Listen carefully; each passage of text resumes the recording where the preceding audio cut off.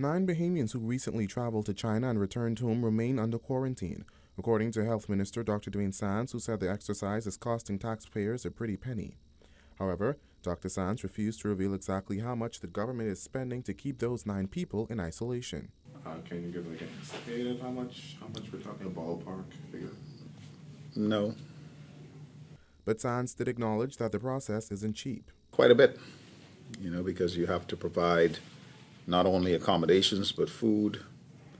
And there are other personal needs that have to be attended to.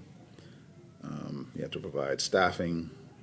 There's medical care that goes along with it. So it is not an inexpensive proposition. At least one person is under quarantine in Grand Bahama. On January 30th, the government implemented a 14-day quarantine for all Bahamians who were recently in China within the last 20 days, following the outbreak of the Wuhan coronavirus. Sands said the ministry is prepared to quarantine as many Bahamians as it needs to. We know that there can be as many as 160 or so persons now or that have been in China. He said it's difficult to say whether any of them will be able to return to the Bahamas at this point, given various travel bans across the globe. But if they do, then upon arrival in the Bahamas, they will be quarantined. He said the government has discussed the possibility of bringing Bahamians home. However, there hasn't been a consensus on the issue.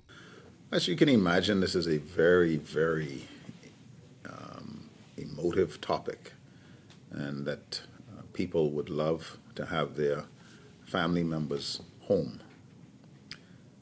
On the flip side of the argument, you run the risk of importing coronavirus, novel coronavirus, into the Bahamas, with the resultant impact on our healthcare system, on the economy, on our tourism product. A private plane transporting passengers from China was just this weekend turned away from landing in the Bahamas.